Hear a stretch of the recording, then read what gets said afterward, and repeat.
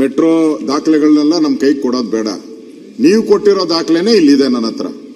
ಅದರಲ್ಲಿ PTA from the government of India against external loan total 22,182.97 ಕೇಂದ್ರ sir ತಾವೇನ್ ತೋರಿಸ್ತಾ ಇದ್ದೀರಾ? 8,000 ಅಂತ ತೋರಿಸ್ತಾ ಇದ್ದೀರಾ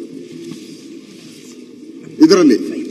ಇಲ್ಲಿ ನೀವು ರಾಜ್ಯ ಸರ್ಕಾರ ಏನು ಕೊಡೋದಿಲ್ಲ, ರಾಜ್ಯ ಸರ್ಕಾರ ಏನು ಇದರಲ್ಲಿಲ್ಲ.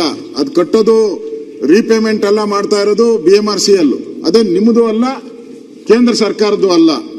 ಅದು ನೀವೇ ಹೇಳಿರೋ ಪ್ರಕಾರ 50-50. ನೀವೆಲ್ಲಿ ಕಟ್ತೀರಾ ದುಡ್ಡು? ಜನಗಳು ಕೊಡ್ತಾರೆ, ಅದನ್ನ ಲೋನ್ ಪೇಮೆಂಟ್ ಮಾಡ್ತೀರಾ ಅಷ್ಟೇ. ಅದು ಬಿಟ್ರೆ ನೀವೇನು ಕೊಡೋ ಸಂಬಂಧ ಇಲ್ಲ ಇದರಲ್ಲಿ. ಕೇಂದ್ರ ಸರ್ಕಾರನು ಕೂಡ ಎಲ್ಲಾ ಲೋನ್ಗೂ ಅವರೇ ಗ್ಯಾರಂಟಿ ಕೊಟ್ಟಿದ್ದಾರೆ. ಮತ್ತೆ ಕೇಂದ್ರ ಸರ್ಕಾರ ನೀವು ಅಗ್ರಿಮೆಂಟ್ ಮಾಡುವಾಗ 50-50 ಅಂತ ಮಾಡಿದ್ದೀರಾ. ಪಾರ್ಲಿಮೆಂಟ್ ಅಲ್ಲಿ ಉತ್ತರ ಕೊಟ್ಟಿದ್ದಾರೆ, ನೀವು ಉತ್ತರ ಕೊಟ್ಟಿದ್ದೀರಾ. ಈಗ ಉಲ್ಟಾ ಯಾಕೆ ಹೊಡಿತಿದ್ದೀರಾ?